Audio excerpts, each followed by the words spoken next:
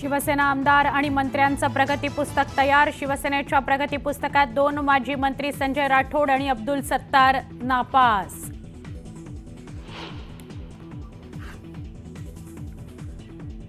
पराभव झाला की ईव्हीएमवर टीका, विरोधकांची भूमिका दुटप्पीपणाची। मार्कडवाडीच्या मुद्द्यावरून उपमुख्यमंत्री एकनाथ शिंदेंचा विरोधकांवर हल्लाबोल।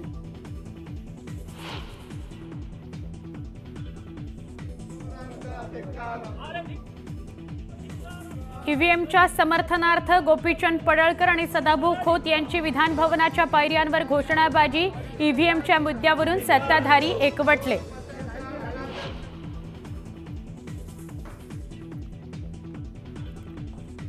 निवडणुकीसंदर्भात जनतेच्या मनात शंका, ईव्हीएममध्ये नक्कीच काहीतरी गडबड।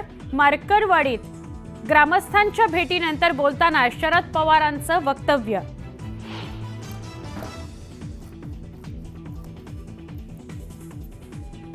सरकार सत्तेत आलं कसं, लोकांना अजूनही प्रश्न। दिवसाढवळ्या लोकशाहीची हत्या, नाना पटोलेंचा सरकारवर हल्लाबोल।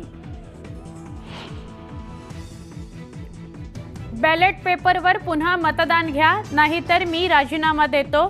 तर निवडणूक आयोगानं न ऐकल्यास सर्वोच्च न्यायालयात दाद मागणार। मार्कडवाडीत उत्तम जानकरांचा आक्रमक पवित्रा।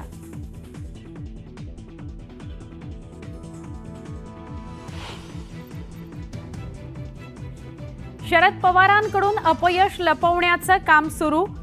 मार्कडवाडीत पवारांचे लोक आंदोलन करतायत, जनता नाही। भाजप नेते बावनकुळेंचा हल्लाबोल।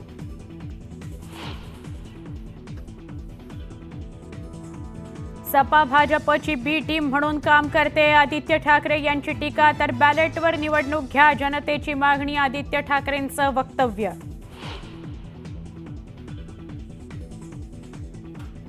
विधानसभा अध्यक्षपदासाठी राहुल नार्वेकरांचा एकमेव अर्ज। मवियानं अर्ज न भरल्यानं निवडणूक बिनविरोध। उद्या औपचारिक घोषणा होणार।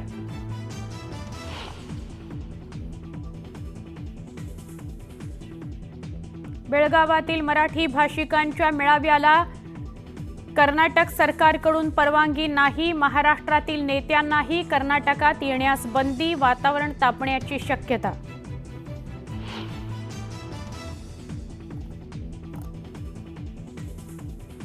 उदय सामंतांसह शिवसेनेचे 2 नेते जाणार बेळगावला। सीमा प्रश्नाबाबत महाराष्ट्र एकीकरण समितीच्या नेत्यांशी करणार चर्चा।